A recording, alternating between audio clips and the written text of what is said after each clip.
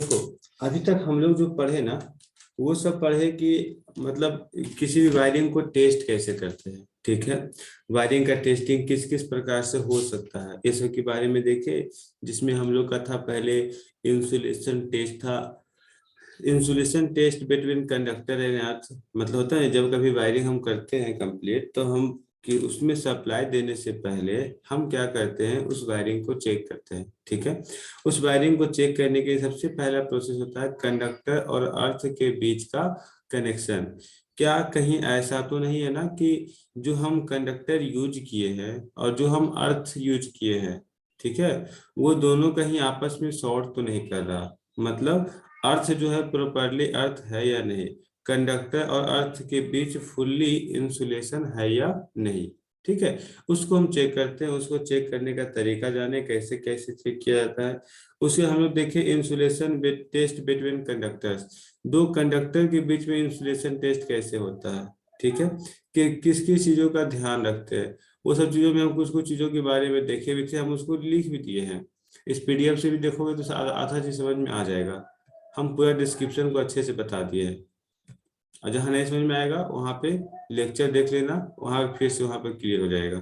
ठीक है, जैसे हम कुछ लोग ये सब फोटो लिए थे, ये सबसे अच्छे से क्लियर होता चला गया था कि कैसे क्या कर मतलब कौन सा टेस्ट किया जाता है। उसके बाद था कंटिन्यूटी टेस्ट, जिससे मान लीजिए हमें चेक करना हो कि अर्थिंग प्रॉपरली काम कर रहा है कि नहीं कर रहा, उसके लिए हम कंटिन्यूटी टेस्ट किए थे।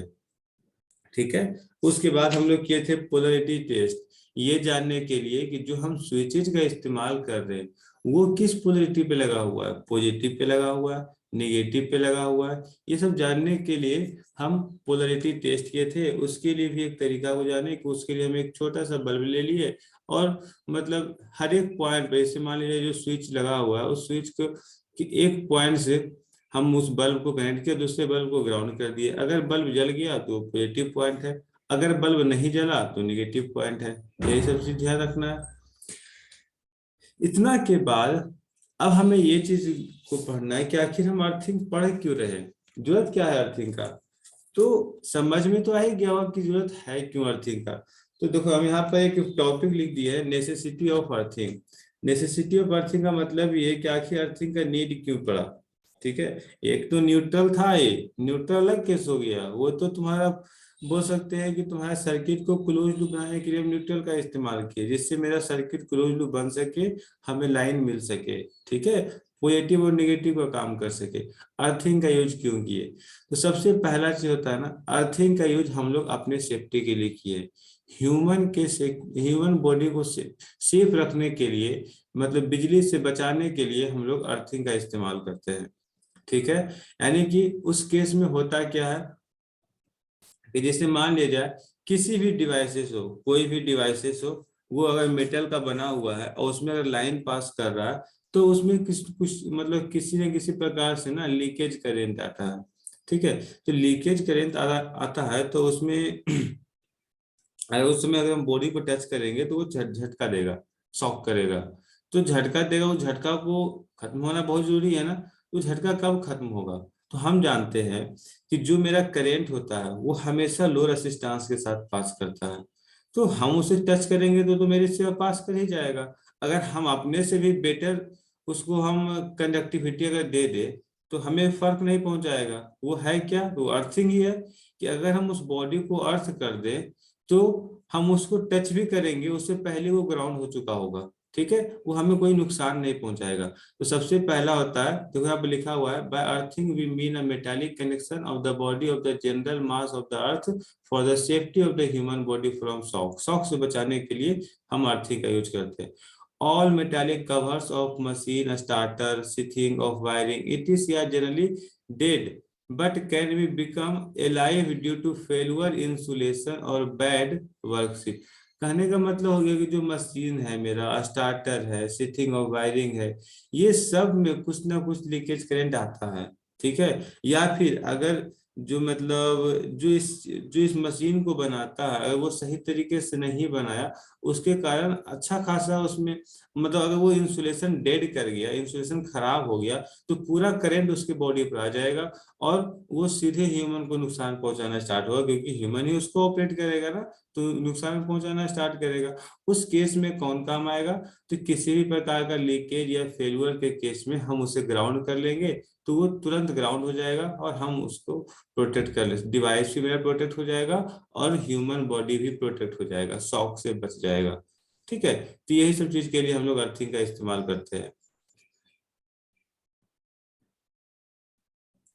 उसके बाद फिर कह रहा है, बाकी सही लिखा हुआ है, a good earthing should have very low resistance and easily allow the leakage current। तो मतलब ये जो हम अर्थिंग का इस्तेमाल कर रहे हैं, हमेशा ध्यान रखना है कि अर्थिंग एकदम प्रॉपरली वर्क करना चाहिए, मतलब जितना कम से कम रेसिस्टेंस हो सके उतना कम से कम रेसिस्टेंस का हम यूज करेंगे। अब उसके लिए ये जानना जरूरी है ना कि आखिर अर्थिंग जब हम करते हैं तो अर्थिंग कैसे करेंगे, किस किस चीजों को ध्यान में रखेंगे ताकि अर्थ प्रॉपर हो, जिसका रेसिस्टेंस बहुत कम हो। ठीक है, तो नेक्स्ट टॉपिक हम लोग का वही है कि हम लोग अर्थिंग बनाते कैसे हैं, अर्थिंग करते कैसे हैं, कितने प्रकार से अर्थिंग किया जा सकता है। ठीक है, तो उसी के लिए हम लोग का नेक्स्ट टॉपिक है सिस्टम ऑफ अर्थिंग।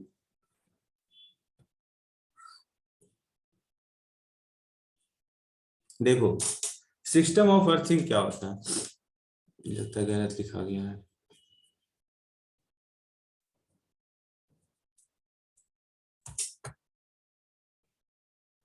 मेरा वॉइस ऑडिबल है?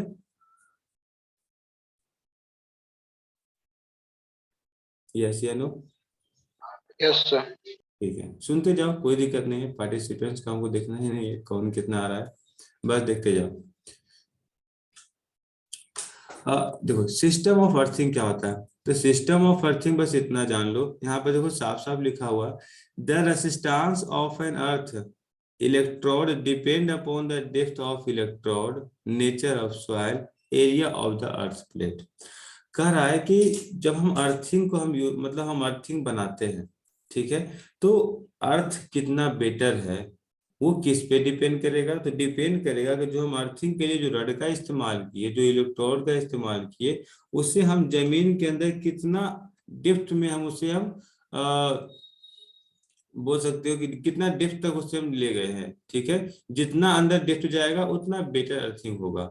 ठीक है, उसके बाद जहां पे हम अर्थिंग किए हैं उसके सॉइल का नेचर कैसा है, उसमें दिन भर नमी रहता है या नहीं रहता है, क्या वहां पे हमेशा मतलब वो ड्राई सिचुएशन में रहता है। ठीक है, उसके बाद जो हम अर्थिंग प्लेट यूज किए हैं उसका एरिया कितना है, वो सब पे डिपेंड करेगा। ठीक है ना, अर्थिंग उस सब पे डिपेंड करता है, तुम जो मेटल का इस्तेमाल किए हो उस पर भी वो डिपेंड करता है। ठीक है, सब पे डिपेंड करता है वो। तो उस चीजों को हमें पढ़ना है कि आखिर कैसे हम अर्थिंग करेंगे। तो यहाँ पे जो जनरली हम जो अर्थिंग करते हैं वो हाउस वायरिंग के लिए, मतलब जनरल अपना पर्पस बोल रहे हैं, रेसिडेंशियल पर्पस, कमर्शियल पर्पस के जो हम लोग वायरिंग करते हैं वो दो प्रकार से होता है, पाइप अर्थिंग और प्लेट अर्थिंग। ठीक है, पाइप अर्थिंग और प्लेट अर्थिंग। ट्रांसमिशन लाइन में भी यही चीज होता है, उसमें पाइप अर्थिंग का यूज करते हैं। ठीक है, लेकिन वहां पर ना डेल्टा कनेक्शन में पाइप मतलब अर्थिंग किया जाता है। यहाँ पे हम डेल्टा स्टार इसो का बात ही नहीं करेंगे, यहाँ पे बस होता है कि अर्थिंग कैसे करते हैं, बस उसका बात करेंगे। अब जैसे इस फिगर को समझना, इस फिगर को समझना है, बाकी सारा लिखा हुआ है उसको तुम लोग पढ़ लेना। जैसे देखो,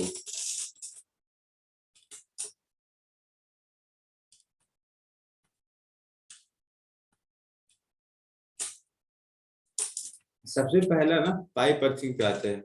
तो पाइप अर्थिंग के लिए क्या करते हैं हम लोग, एक गैल्वेनाइज्ड आयरन का एक रड लेते हैं। ठीक है, मतलब गैल्वेनाइज्ड आयरन का एक पाइप लेते हैं या रड बोलो जो भी बोलो, हम उसे लेते हैं, जो कि मतलब बोल सकते हो कि जनरली वो 2 से 2.5 मीटर का होना चाहिए। ठीक है, 2 से 2.5 मीटर का होना चाहिए। बस एक स्टोरी की तरह सुनो आखिर इसमें हो क्या रहा।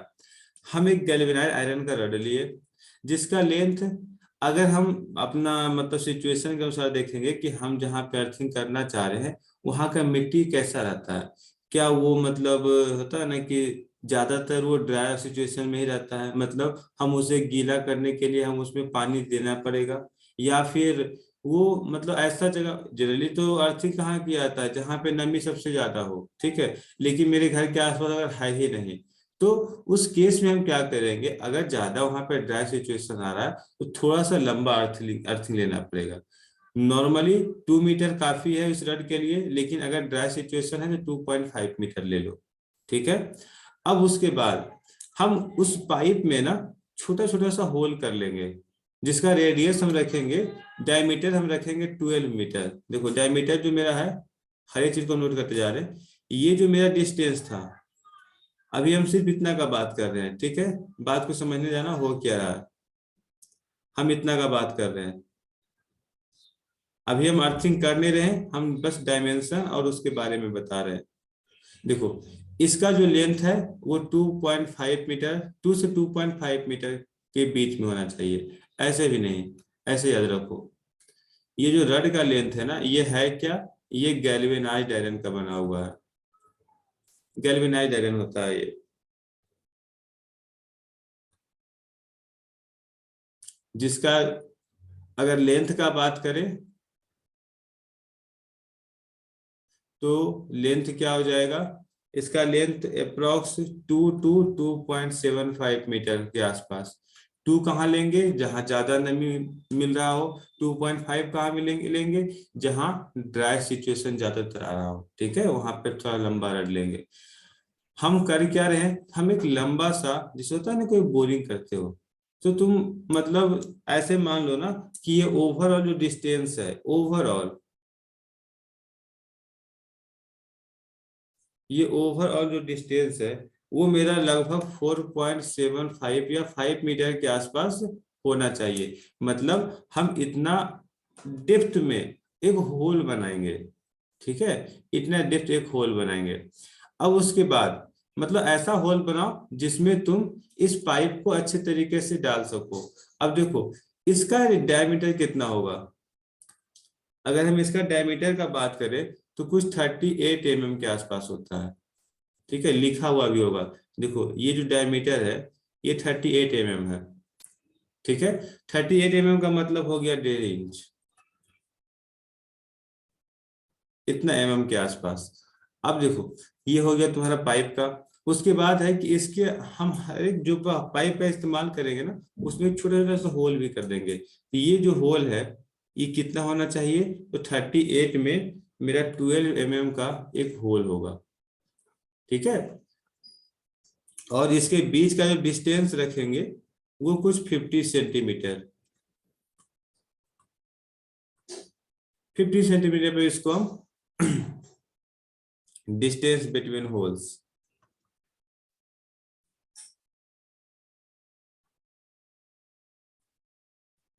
ठीक है।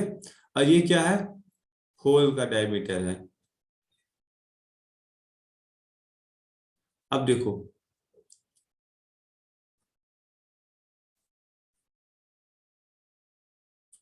इतना हो गया, हम लोग रड का डायमेंशन देख लिए, इतना देख लिए, कितना लेंथ होना चाहिए, सब कुछ देख लिए, ठीक है।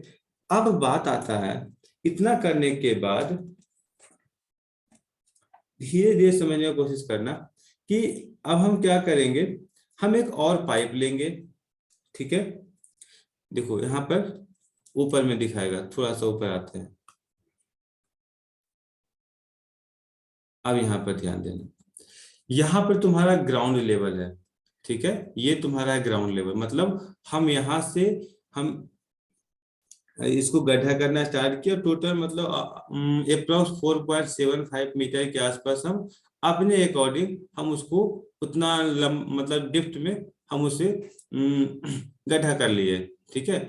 अब उसके बाद है, अब करना क्या है, तो करना ये है कि जब हम इस रड को लगाएंगे तो उस रड को तो सबसे अंदर देना है, तो सबसे अंदर कितना 2.75 मीटर के आसपास अगर मान लिया जाए हम इस रड को डाल दिए। अब हम एक पाइप लेंगे जिसका जो तुम्हारा डायमीटर है वो कुछ 19 का होगा, ठीक है। ध्यान देना, हम एक अनदर पाइप लिए जिसका जो डायमीटर है वो 19 mm का है, और वो इस गैल्वेनाइज्ड पाइप के साथ हम सोल्ड कर दिए, या फिर बोलो कि नट बोल्ट के साथ उसे प्रॉपरली एकदम टाइट कर दिए।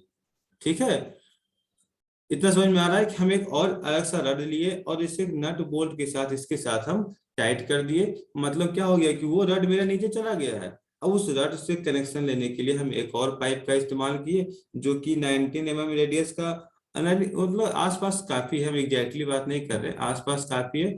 और उसको हम प्रॉपरली नट बोल्ट के साथ हम कनेक्ट कर लिए। अब उसके बाद एक चीज का हमेशा ध्यान रखना है, जिस मटेरियल का हम इस्तेमाल कर रहे हैं ना, नट बोल्ट भी अगर उसी मटेरियल का हो तो ज्यादा बेटर रहता है। ठीक है, लेकिन इसमें नहीं, वो पाइप वाले केस में ज्यादा, प्लेट में ज्यादा कारगर होता है। तो हम यहाँ पर नट बोल्ट की सहायता से इसको हम टाइट कर लिए, और फिर इसे हम ऊपर की मतलब ग्राउंड के सरफेस पे लाना स्टार्ट किए। तो देखो, ये यहाँ से यहाँ तक का ये आया, ये ओवरऑल मतलब 60 सेंटीमीटर के आसपास रहता है।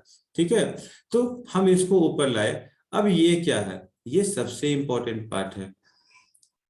देखो, यहाँ पर पाइप आया, पाइप आने के बाद ये पाइप इधर से हम इसको मोड़ करके इधर लेके चले आए।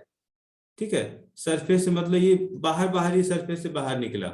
लेकिन ये हुआ क्या, अब हुआ ये कि यहाँ पर हम क्या किए, हम जो मेरा मेन सरफेस था वहां पे थोड़ा सा वाइडली हम वहां पे गड्ढा मतलब गड्ढा किए। क्यों? क्योंकि हम वहां पर ना एक फनेल लगाए।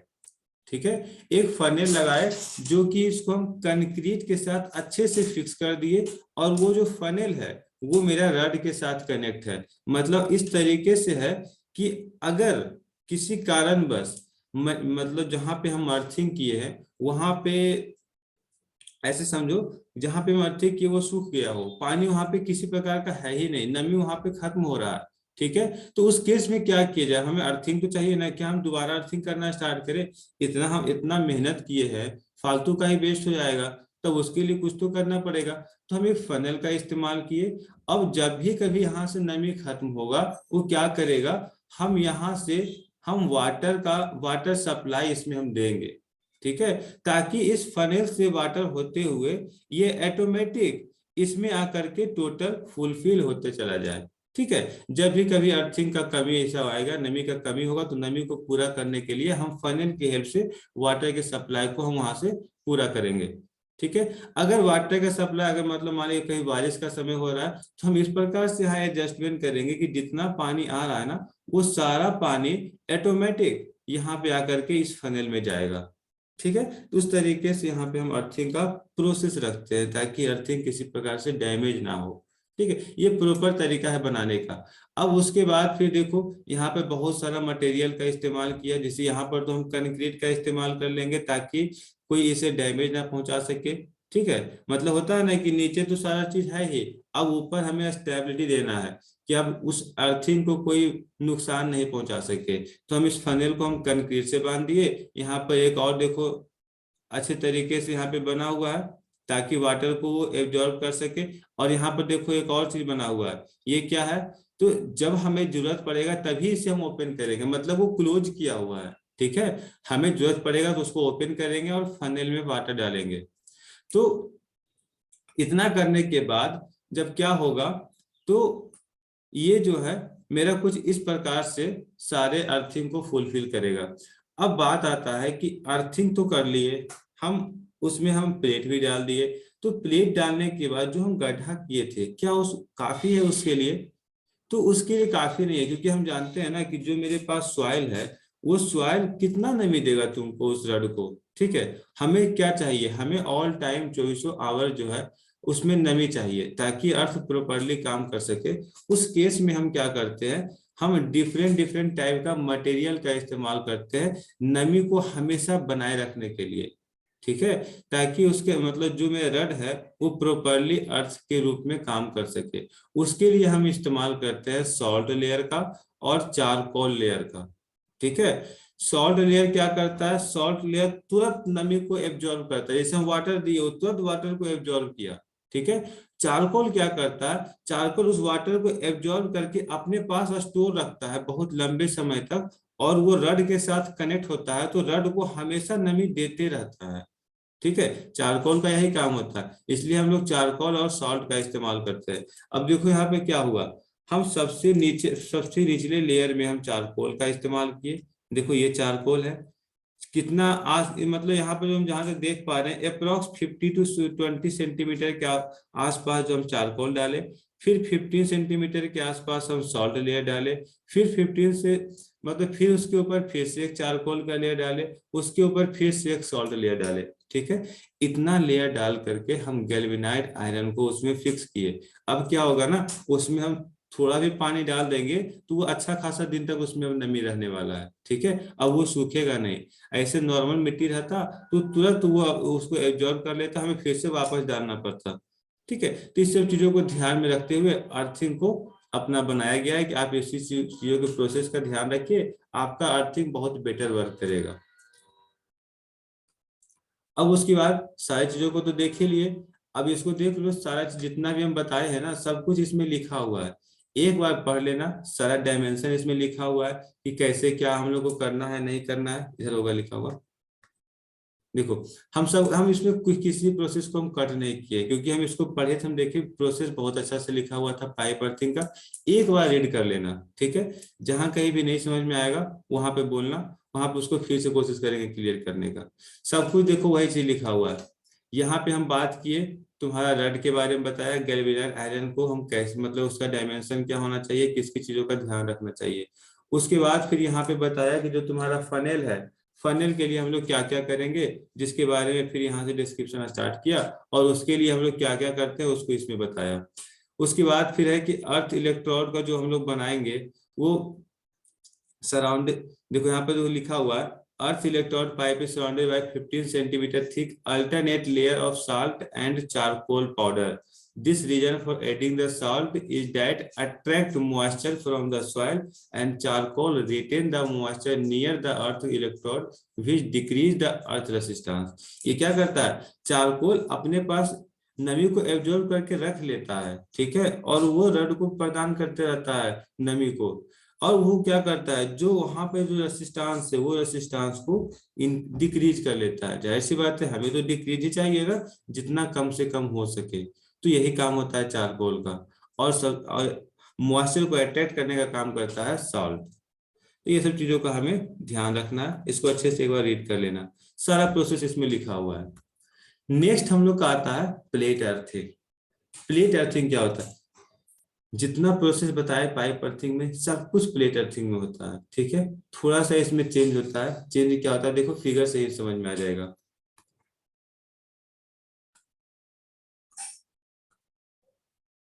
देखो प्लेट अर्थिंग में क्या करते हैं, प्लेट अर्थिंग में हम एक प्लेट को लेते हैं, वो या तो गैल्वेनाइड प्लेट हो या तो कॉपर प्लेट हो। अगर गैल्वेनाइड प्लेट होगा तो उसका मतलब हम ओवरऑल सरफेस एरिया हम ज्यादा लेंगे, और अगर कॉपर होगा तो सरफेस एरिया हम कम लेंगे।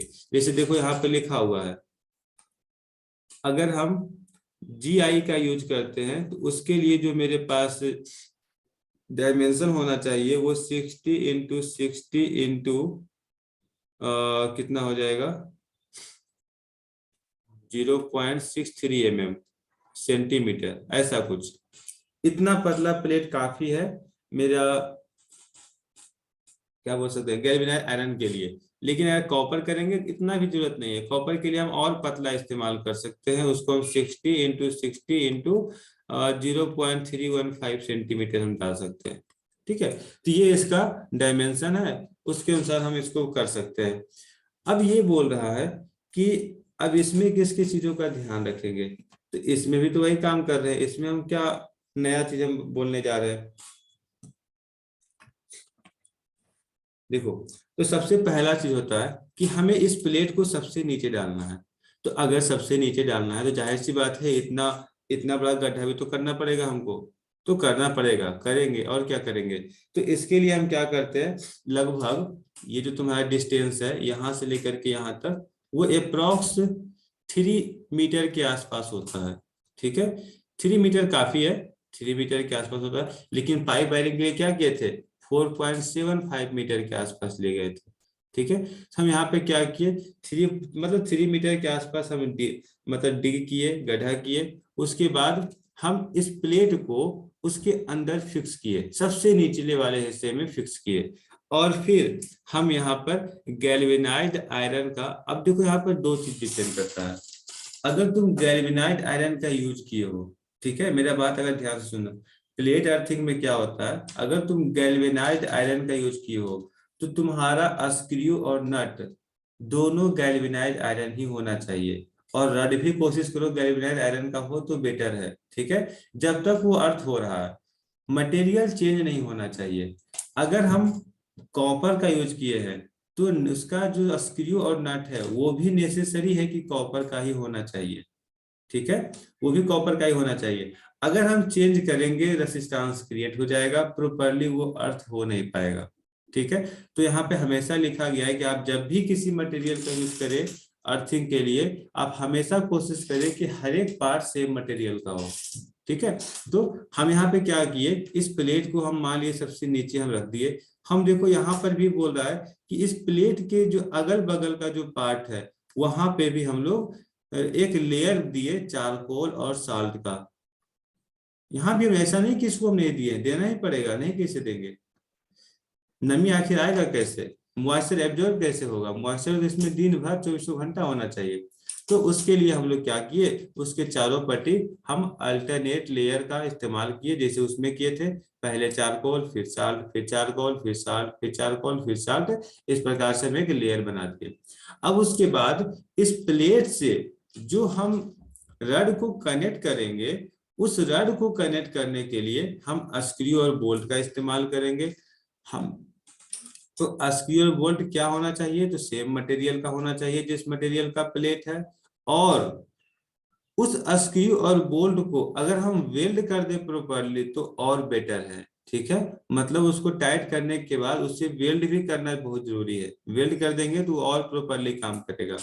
तो अब देखो, जिससे हम लाइन लेंगे, ठीक है, उसका अर्थिंग हम रखे 12.7 mm का, और जिससे हम इसके मॉइस्चर को हम मतलब बनाए रखेंगे, जिससे मान लीजिए अगर ये ड्राई सिचुएशन में चला गया तो फिर से वही केस आ रहा है, फनेल का इस्तेमाल, यहाँ भी फनेल लगा हुआ है, CI cover hinged to CI frame, यहाँ पे सीआई फ्रेम है, वायर मेश है, मतलब यहाँ पे क्या एक फनेल के रूप में यहाँ पे लगा हुआ है। अगर कभी भी मॉइस्चर घटेगा तो हम यहाँ से वाटर देंगे और ये इसको यहाँ पर नमी पहुंचाने का, मॉइस्चर इसको हमेशा देने का काम करेगा, जिसको सॉल्ट एब्जॉर्ब करके चारकोल को देगा और चारकोल उसको स्टोर करके रखेगा, ठीक है। सारा प्रोसेस वही है, मटेरियल चेंज हुआ, वहां पे पाइप का इस्तेमाल कर रहे थे, यहाँ पे प्लेट का इस्तेमाल कर रहे हैं, ठीक है, और बाकी सारा खेल डायमेंशन का है, ठीक है। तो ये सब चीजों को अच्छे से समझना है, कहाँ पे कैसे क्या होता है नहीं होता है। देखो इसमें सारा चीज को बारे में लिखा हुआ भी है कि प्लेट अर्थिंग क्या होता है, तो पढ़ लेना इसको, ज्यादा इस पे हम डिस्कस नहीं कर रहे, समझ में आ ही गया होगा मेरे ख्याल से। नेक्स्ट आता है रूल फॉर अर्थिंग। अब इतना बता दो, यहाँ तक क्लियर है? शुभम, सुरभि, विकास, जीत,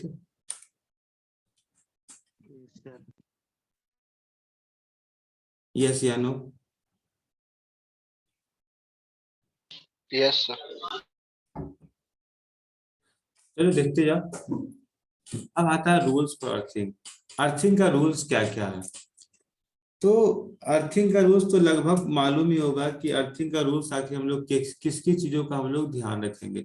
देखो पॉइंट बाय पॉइंट बस देखते जाओ, ये सब बहुत इंपॉर्टेंट है।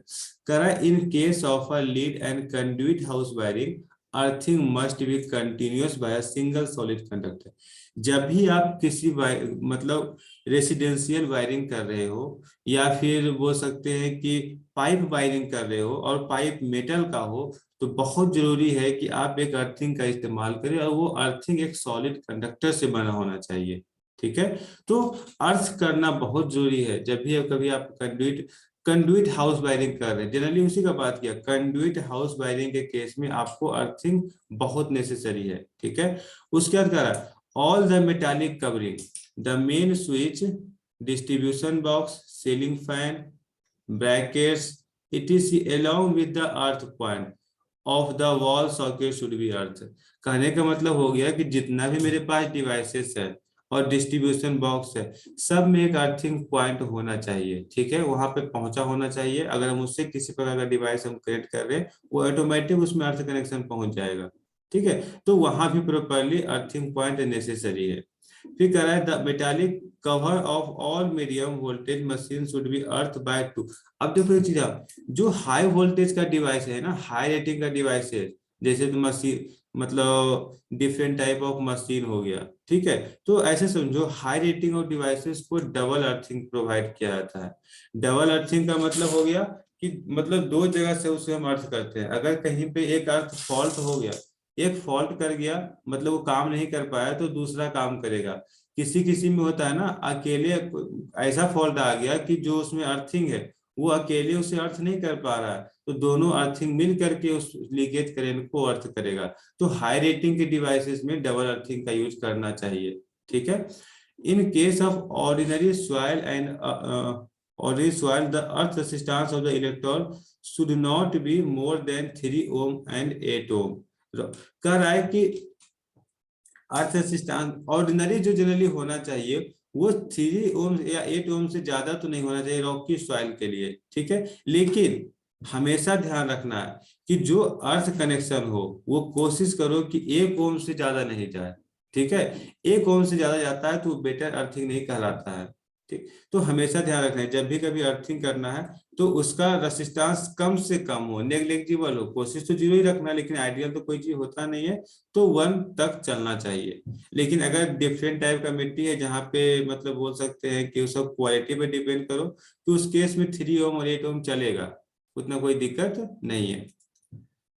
नेक्स्ट है हम लोग का कि आखिर डबल अर्थिंग होता क्या है। तो वही चीज जो हम बोले कि डबल अर्थिंग के मतलब क्या हो गया कि the reason for using double earthing is that one earth fail then the second earth will do purpose, ठीक है।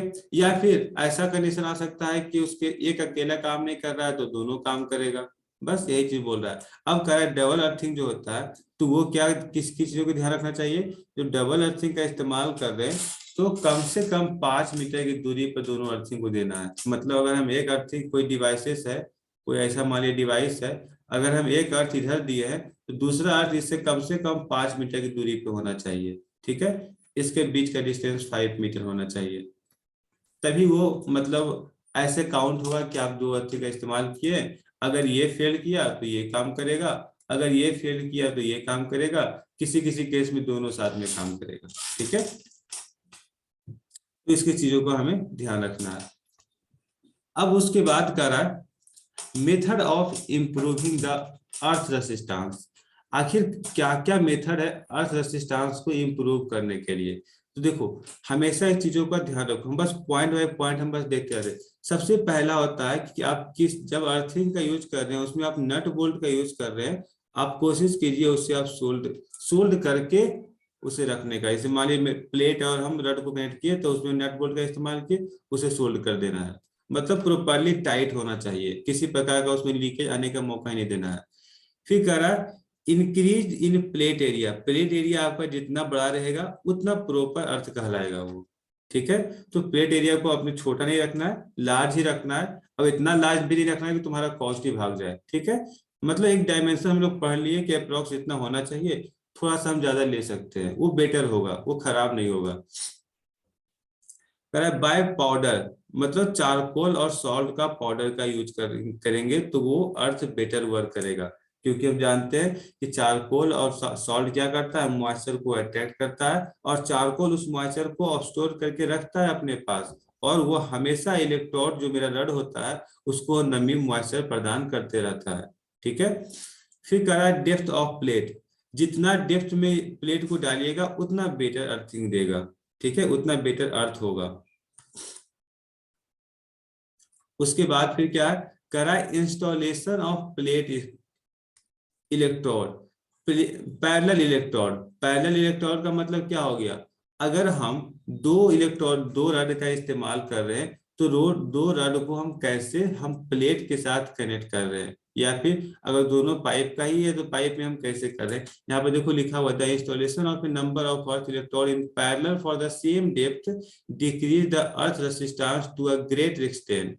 This system requires greater area of soil and therefore is suitable where sufficient open soil is available for earthing. In this system, all the earth plates are connected in parallel for all big power houses and sub station. देखो यहाँ पे आ गया जो हम बोलना चाह रहे थे कि अगर जैसे मान लीजिए सब स्टेशन में हमें अर्थिंग करना है, तो अभी क्या बोला, एक अर्थ किए, वहां पे एक और अर्थिंग किए, दोनों साथ में अर्थिंग किए, और उसको हम पैरेलली जब हम कनेक्ट करेंगे तो जाहिर सी बात है ना, अगर तुम इसका बात करो, एक का रेसिस्टेंस 2 ओम है, एक का रेसिस्टेंस 2 ओम है, ओवरऑल रेसिस्टेंस कितना हो जाएगा, 1 ओम हो जाएगा। तो अगर हम दोनों को पैरेलली हमें यहाँ पे अर्थिंग किया, हम यहाँ से एक पॉइंट निकाल लेंगे, तो क्या हमें 1 ओम का रेसिस्टेंस देगा, हमें एक तो चाहिए।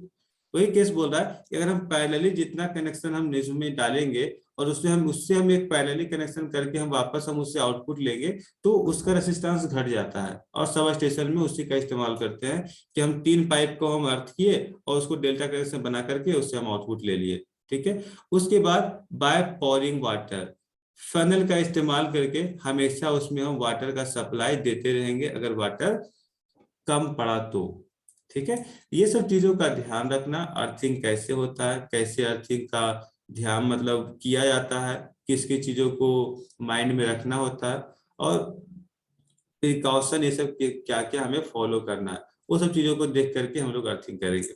चलो आज के लिए इतना ही रखते हैं, बाकी हम लोग नेक्स्ट टॉपिक आ जाएंगे ऐसे सीरीज पर, जो कि हम लोग फिर वापस फर्स्ट मॉड्यूल पे आ जाएंगे, ठीक है। तो ये बहुत इंपॉर्टेंट है, इसको देख लेना। अभी के लिए एंड कर रहे हैं।